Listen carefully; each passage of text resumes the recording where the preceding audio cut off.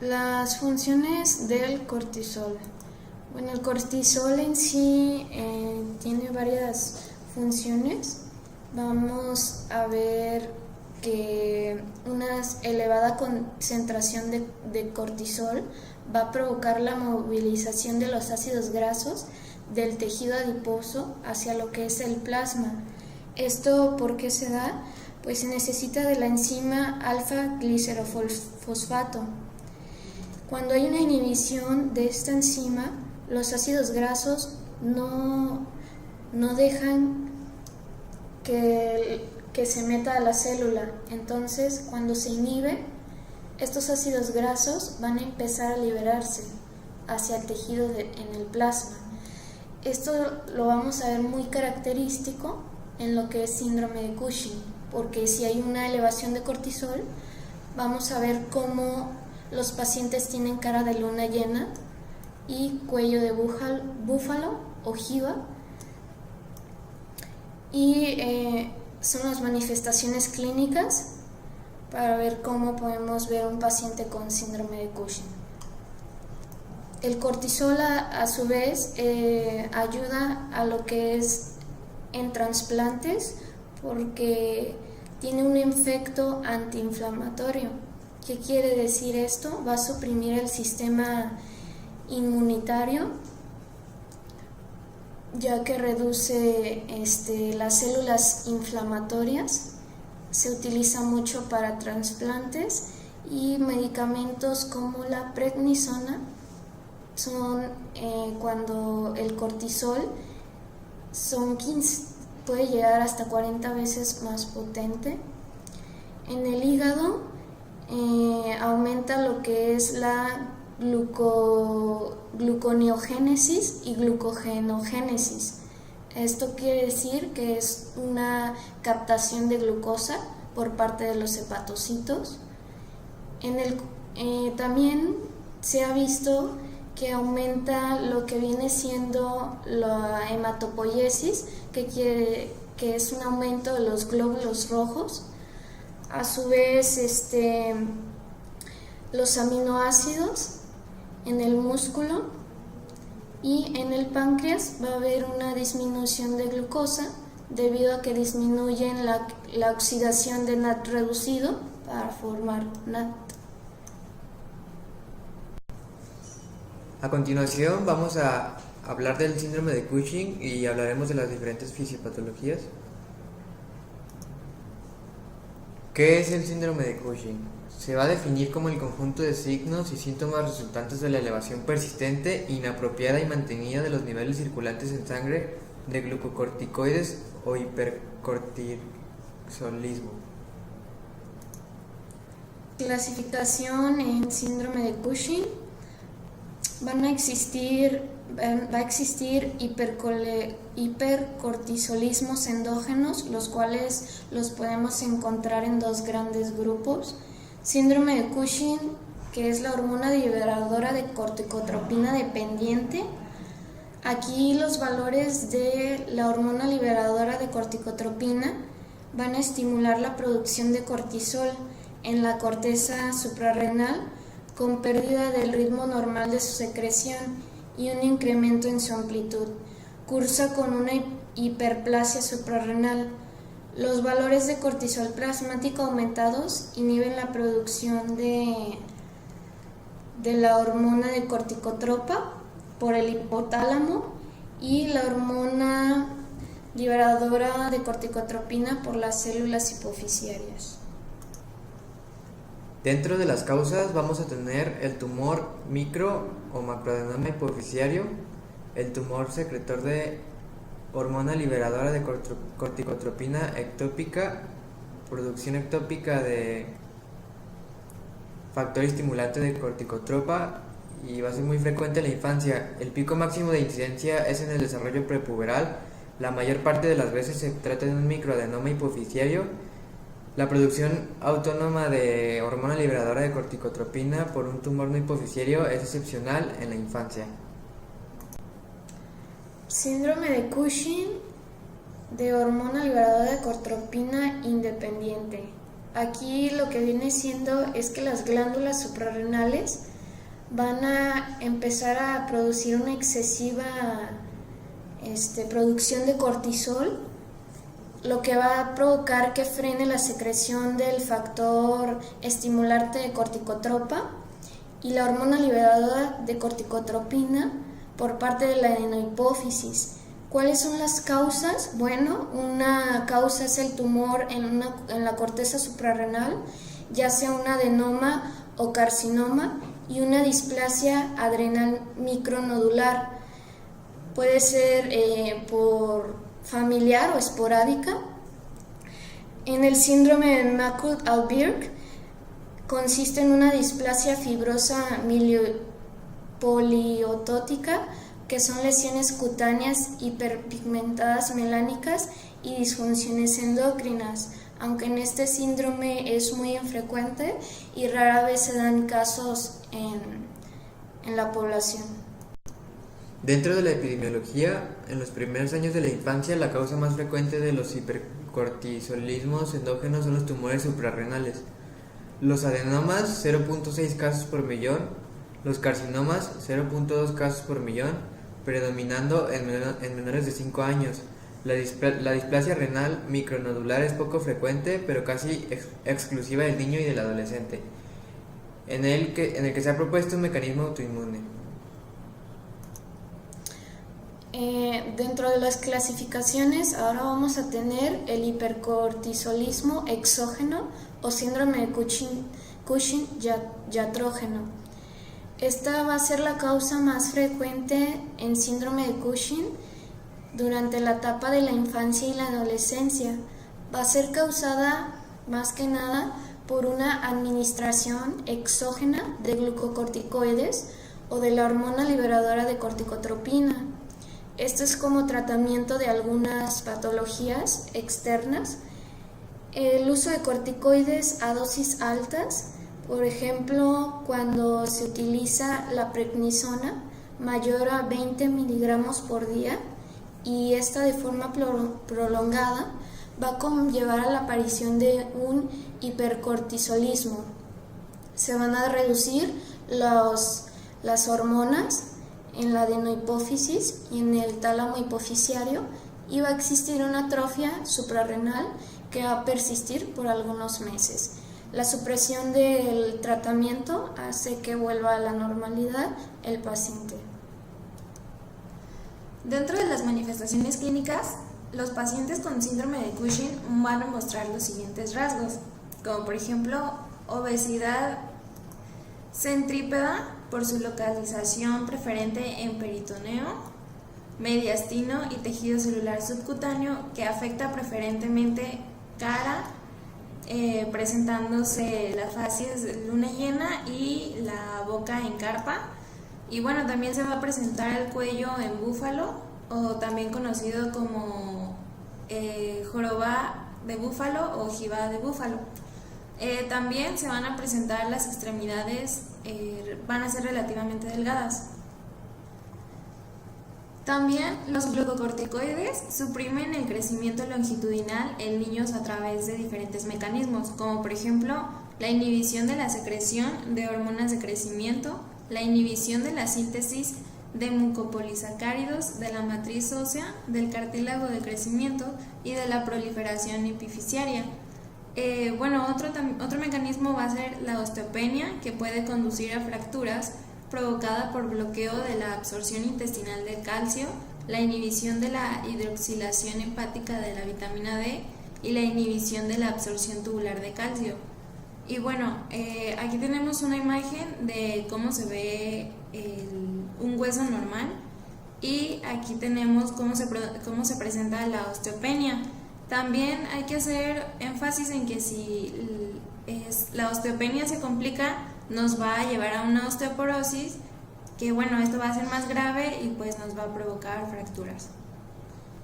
Otra de las manifestaciones van a ser las estrías cutáneas rojo-vinosas, que bueno, aquí las tenemos, de más de 1 centímetro de tamaño de eje transversal, que se van a localizar preferentemente en abdomen, aunque también pueden aparecer en flancos, cintura, glúteos, mama y brazos. y bueno, se va a producir la pérdida de tejido celular subcutáneo. También se va a presentar el exceso de glucocorticoides, que va a provocar la atrofia cutánea, dándole a la piel un aspecto de papel de fumar, lo que nos va a conducir a equimosis y hematomas en zonas como codos, además de eritema facial.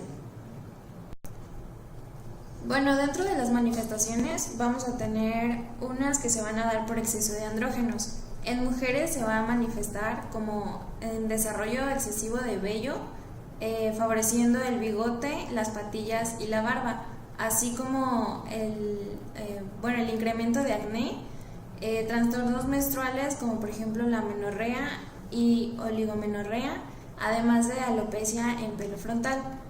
En manifestaciones por cortisol vamos a encontrar la debilidad muscular, que se va a dar porque el hipercortisolismo disminuye la síntesis proteica y nos va a producir una importante atrofia de fibras musculares, afectando con mayor frecuencia los músculos proximales que los distales.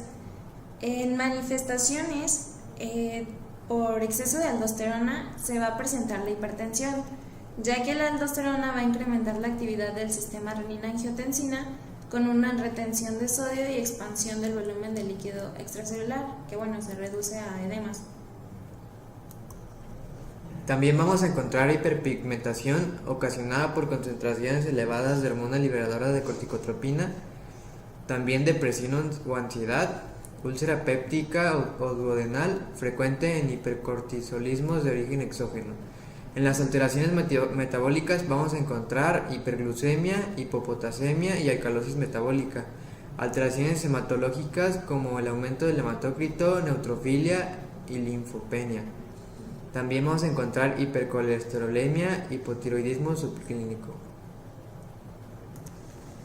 Dentro de la prevalencia, tenemos que las personas que padecen el síndrome de Cushing van a presentar en un 94% obesidad, en un 84% plétora facial, 82% en hirsutismo, 76% en trastornos menstruales, 58% en debilidad muscular, 72% en hipertensión, 58% dolor de espalda, 52% estrías, 40% acné, 40% síntomas psicológicos, 36% hematomas, 18% edemas y el 14% cefaleas.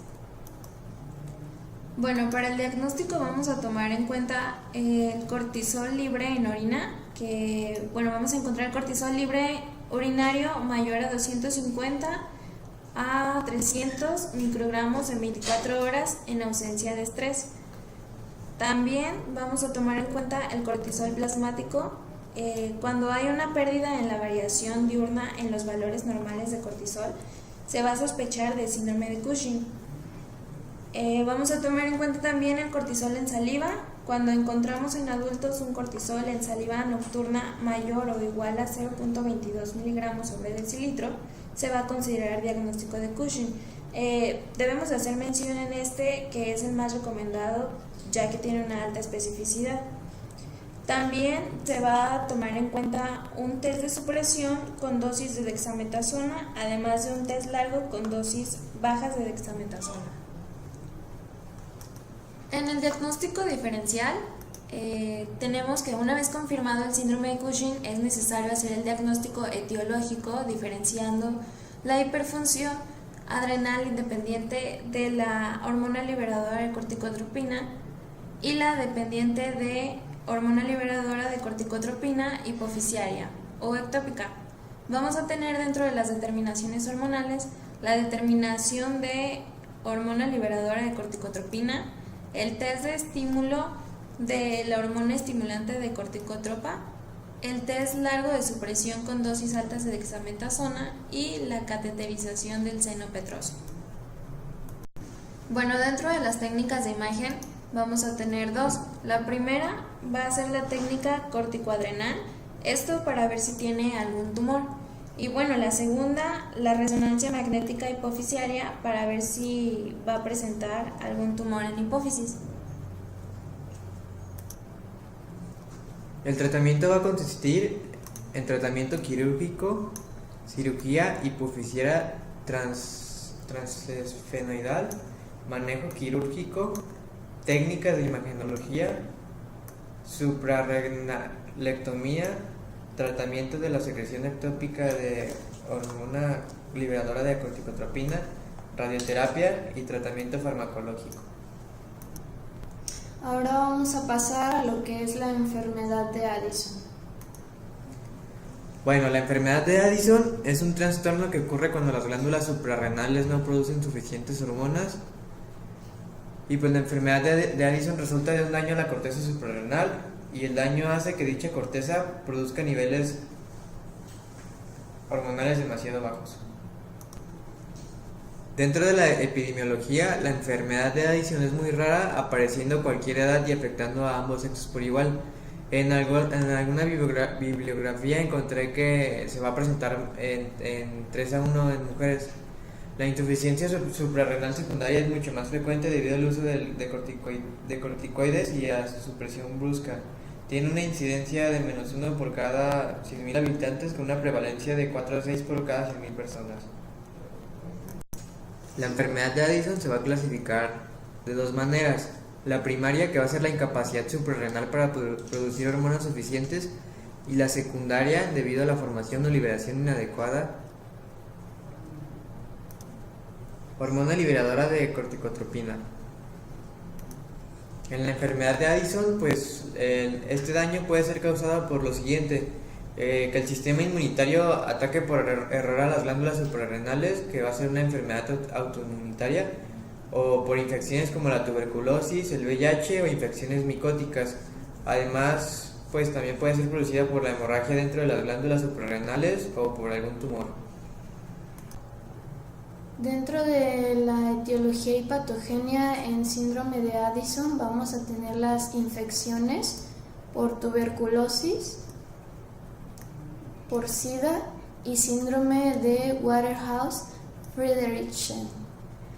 En la atrofia idiopática es un mecanismo autoinmunitario y está la adrenoleucodistrofia, la invasión de las suprarrenales cuando ocurre una metástasis tumoral, sobre todo en cáncer de pulmón, en la amiloidosis y sarcoidolosis, y hemorragias bilaterales de las suprarrenales en pacientes hipercoagulados, como ocurre en el síndrome antifosfolípido. Dentro de los factores de riesgo, el hecho de padecer las siguientes enfermedades autoinmunitarias puede hacer que corras el riesgo de contraer una enfermedad de Addison basada en una afectación autoinmunitaria. El hecho de haber presentado la diabetes tipo 1, anemia perniciosa, hipoparatiroidismo, hipopituitarismo, insuficiencia gonadal, hipertiroidismo, enfermedad de Graves, o hipotiroidismo, enfermedad de Hashimoto, y miastenia grave, estrés, anticoagulantes, lesión abdominal, familiares con una enfermedad autoinmune que haya causado la enfermedad, un tratamiento a largo plazo con esteroides, seguido de manifestaciones como estrés grave, infección, cirugía, traumatismo o cirugía previa en la glándula suprarrenal. Bueno, dentro de las manifestaciones clínicas vamos a tener fatiga y debilidades extremas, náuseas o vómitos, debilidad muscular, depresión, oscurecimiento de las pecas, los pezones, las cicatrices, las arrugas en la piel, las encías, la boca, el lecho ungueal y el revestimiento vaginal. Vamos a tener también antojo de alimentos salados, dolor abdominal, anorexia, pérdida de peso, diarrea crónica, cambios emocionales y amenorrea. Bueno, para el diagnóstico vamos a tener el análisis de sangre y orina, Esto para ver si tienen niveles bajos de cortisol y aldosterona, además de un nivel alto de corticotropina, y para medir los niveles de anticuerpo antisuprarrenal, sodio, cloruro, calcio, potasio, bicarbonato y niveles de nitrógeno ureico en sangre. Vamos a tener también el examen de la estimulación de hormona liberadora de corticotropina, esto para medir el cortisol en sangre u orina antes y después de la inyección de hormona liberadora de corticotropina. También vamos a tener las radiografías para ver imágenes del abdomen para poder observar si las glándulas suprarrenales muestran signos de depósitos de calcio. Además, una tomografía computarizada del abdomen, que es un tipo de radiografía que usa una computadora para obtener imágenes de las estructuras internas del cuerpo, en este caso las glándulas suprarrenales. Ahora bien, en tratamiento vamos a tener que el paciente se va a encontrar medicado de por vida los medicamentos pueden incluir acetato de cortisona, comprimidos de hidrocortisona, acetato de fludrocortisona o Florinef. El tratamiento inmediato de una crisis suprarrenal puede ser hidrocortisona, agua salada y azúcar. Bueno, eso sería todo. Esas son nuestras referencias. Espero que les haya gustado el video y denle un like.